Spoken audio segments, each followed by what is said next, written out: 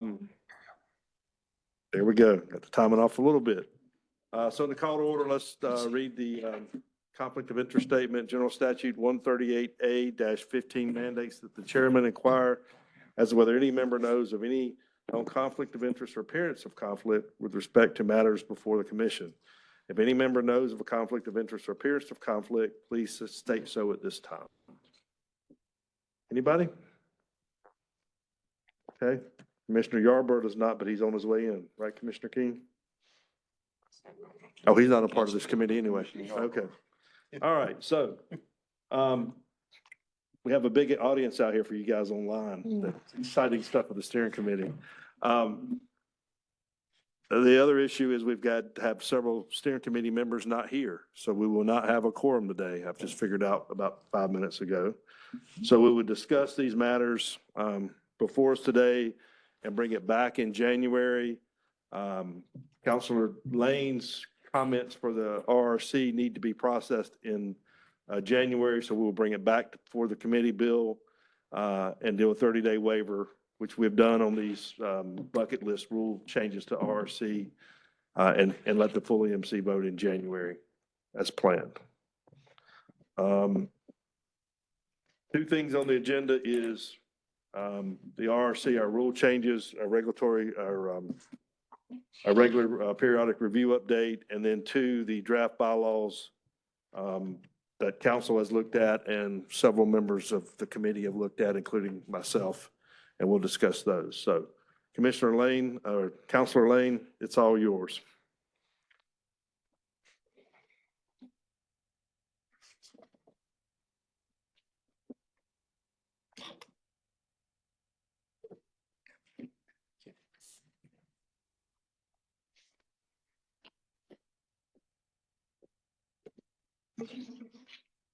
Good morning. Thank you, Mr. Chairman. And it's good to be back here in front of the steering committee. This discussion today involves a set of rules under the heading of 15A NCAC 02I. And that is a group of rules under the heading of hearings. Why is this in front of the steering committee rather than another subject matter committee? These rules are more procedurally oriented rules. They cut across different subject matter of the commission and also affect all divisions that come before all the EQ divisions that come before the EMC. And so it's most appropriate for these issues to be heard by the steering committee. Again, this is, it's under the heading of hearings, but what is included under within this group of rules is rules on rulemaking hearings, rules on petitions for rulemaking, and rules on petitions for declaratory rulings. Some of you may remember these rules went through the readoption process, I would say about 5 years ago. I worked with Jennifer Everett and brought them to the commission. With the commission's approval, there were several changes made to bring this rule set up to date. There were many sort of, I'll say, ancient and outdated provisions that have been updated to our 21st century actions today. Again, 11 rules total in this group under 02I. What we are here today to talk about is we're asking for this, well, we will come back to you for a final request, but the discussion point is initiating the process of readoption of rules, which requires a determination of necessary or determination of rules either being necessary or unnecessary. And our recommendation to this committee would be that all 11 rules be designated as necessary. Again, mostly due to the fact that we clean the extra material was cleaned out of the rules, and these are only the necessary parts of the rules remain in effect today, and we would recommend that those all be designated as necessary. Here's a sort of our working calendar for how this would move forward from here. Again, as the chair said, without a quorum, our vote can't be taken today, but it could be combined. Ultimately, we're asking this committee to move this forward to the full EMC for approval and then public comment. So that could be deferred until January. But ultimately, what would happen is if the full EMC approves it, it would go to a public comment period. It would come back to the EMC next July, and then from there it would go to the RRC, and then for review of any RRC review, and then that would then complete phase one of the readoption process, and then after that, phase two is sort of developing actual textual changes or making updates to the rules themselves. So I'm not asking for a motion today because of the circumstances here, but in time we would ask for this steering committee to vote to proceed forward to the EMC with approval of this determination of necessary for all 11 rules in section 02I. And for efficiency, I'll say you don't need to go through all the rules today. You're Right, gonna have I'm to not do it going again in to. January. Let's just stop it right here. Yep. My request, well, one request from me is administratively, we do have the O2A rules that need to be looked at. So we've talked about that I'll before follow the up on meeting. that. Follow up, because I'd like to pass it all through the Okay. steering committee at one time versus two pieces. Okay. Yes. Yes, sir. Commissioner Deerhake. Thank you. About the quorum question, what comprises a quorum? A majority? Okay. And I count 1, 2, 3, 4, 5. If you include civil penalties as 2 instead of 1, that's 7 total. And we have 4 here, including the chair. That's a majority, right? Yeah, and because we were close and we don't want to take it wrong, we went to the website and looked at who's officially named to the committee, and there's 6. And so I think for preponderance of caution, we just need to proceed. Well, we have 4 out of 6 then here. Right? No, We have a majority. because you're not officially on the committee as the Civil Remissions 1 or 2 chair. Joe's the single commissioner as per the bylaws, which we're trying to straighten that out too. But if I don't see the name on there, like we don't have Bill's the NPDS committee chair, but he's not officially on the site. He's here, present. He could be here, but if the names aren't on the website, we looked at it and said, let's not take action today. The website's the official page. Okay. Well, I All mean, right. I understand. I just wanted to point out, you look like you do have a majority here. yes, and we have plenty, yes, and we just want to proceed with abundance of caution. I mean, I think the website would be the ground somebody would probably protest, and I don't think anybody would protest this anyway, but. No, and I would just also say that the last time I had checked until this morning, the agenda had not been posted. It'd be nice if we could be notified by this department or Lois or someone when it moves from pending to loaded. And she was going to do that Tuesday. She posted it Friday and was going to notify everybody yesterday was her thing after the holiday. I don't think I saw it, but Okay, and then apologies for that because I was to blame because Elliot sent me stuff and we went back and forth on a few things and we arrived at the material, so.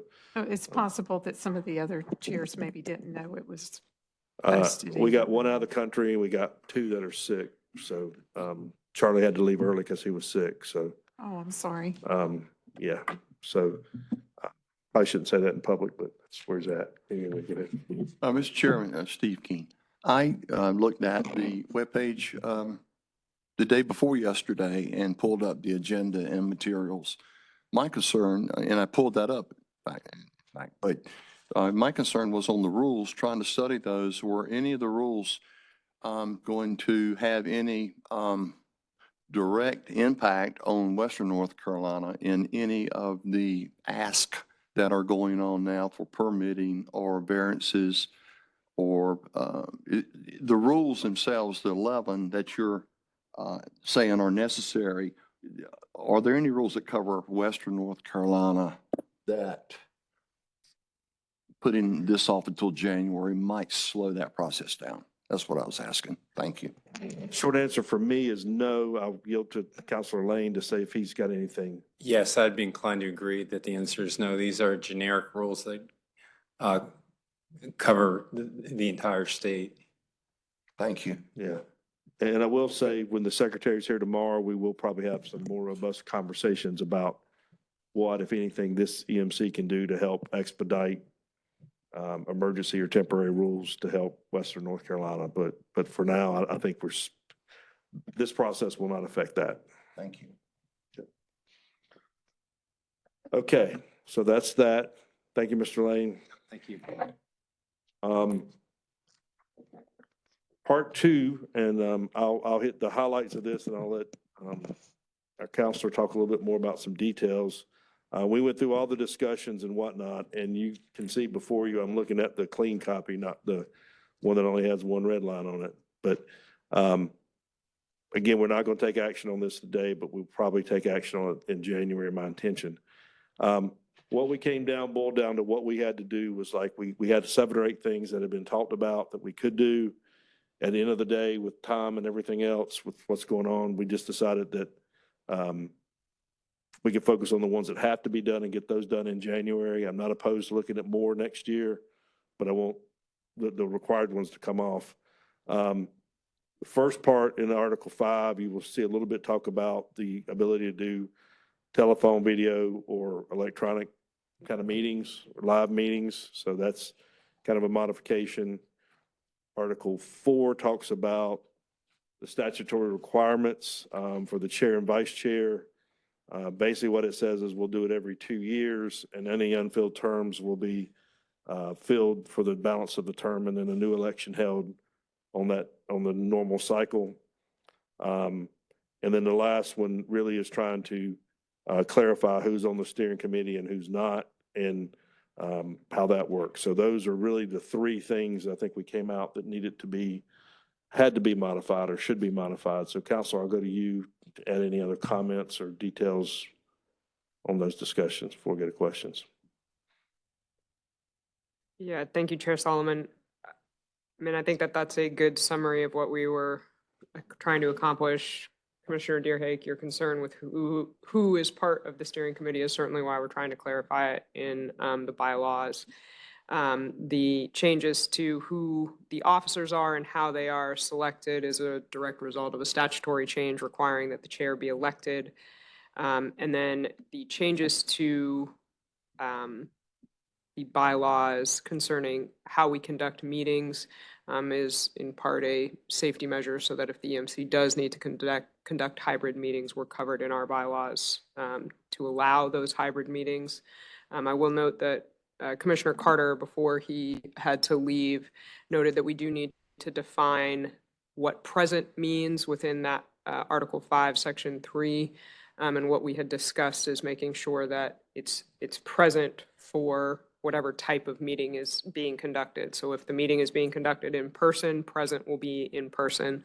If it's a hybrid meeting, then either in person or calling in and being able to have that 2-way communication will be considered present. So I think by the next meeting, especially since we are not going to take any action today, we can make that change, and we'll have that out to everyone well in advance before the January meeting. And do you want to comment? We talked last time, and if you guys remember, Elliot went through about 11 of these from different commissions to see what they were, but we also had the court case over in Hanson County. Yeah, and we had doubted we could even do virtual meetings based on that, but y'all changed that in the AG's office. So can you talk about that here, the provision we had it here? Yeah, so the Anson County case, if you all recall, said that a board of county commissioners, they could not reach quorum by having, I think, 2 of the members attend virtually. They said that virtual attendance did not count for purposes of quorum. What we have discussed at the AG's office is essentially that state boards and commissions like this one fall under some different statutory authority. In particular, the open meetings law specifically allows communication, electronic communication as part of what defines an open meeting. So we think that these statewide boards and commissions can be distinguished from that Anson County case. But one of the things that we're trying to do to protect commissions like the EMC is put a specific provision in bylaws that specifically allows for hybrid meetings when necessary. There's a few other precautionary measures that we can take to insulate the EMC from litigation if we are to have a hybrid meeting and we make decisions on that. But this is one step to make sure that, in the event that a member is very sick or that there's a natural disaster and a member can't attend in person, we do have the option to have those hybrid meetings, despite the Anson County case. Was there proxy? I'm sorry, Mr. Chairman, I didn't ask for. No, go ahead. Was the proxy brought up in this? In proxy voting? Or was it just virtual or electronic voting? Just virtual electronic voting. No proxy voting. Okay. So we've tried to keep it simple, keep it clean, move it through based on what we talked about last time and council's review of other boards and commissions. We'll discuss this again next time, but any other discussions today? Commissioner Weiss? Just a question. I don't see anything in my attachments about the hybrid meetings. Is that on the webpage somewhere? Should be in Article 5, Section 5. Election of the commission chair. I don't think the red line came through. I just have one Yeah. page. and Yeah. Article That was a 5, comment I let's was gonna see. make. Article 5, section. The red line didn't come through. Okay. So it should be in red. It's not. And I will change the way that I send this over to be pushed on the website for the next meeting so you can actually see where the changes are being made. Okay, because on the other, I do have a one sentence red line. Yeah, that's what Charlie said, or Commissioner Carter said too. So yeah, and I looked at it too. I thought it was red line, but it wasn't. It was just one. So it's the wrong one. So Yes. I was going to comment on that too for the next meeting, be clear what's new and what's been removed. Certainly. And actually, what I would recommend, if you want to do a true red line strikeout similar to rulemaking, I would take the original text, show the stricken text, and insert the replacement. Do all of that red line strikeout. Yeah, the version that I'm looking at has all of that, but that apparently did not transmit. And the one I edited for Ellie back and forth, we were doing in track changes and strike through and everything as Because, appropriate. So- the way it comes through now, it doesn't show removal of the MPDES chairman and the 2 civil penalties chairman. Yeah, I know. It's, So, thank Yeah. you. Commissioner Deerhake, I will make sure that is done Thank you. correctly next time.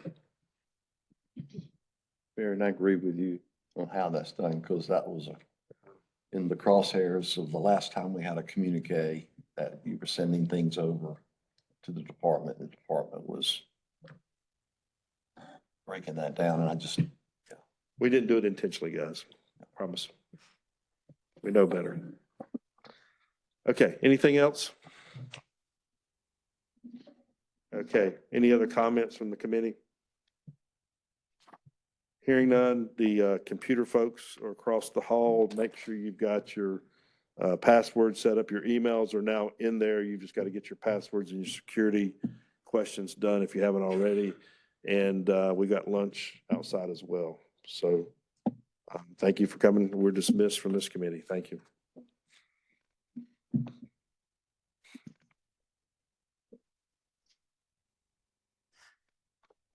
So I want to show you.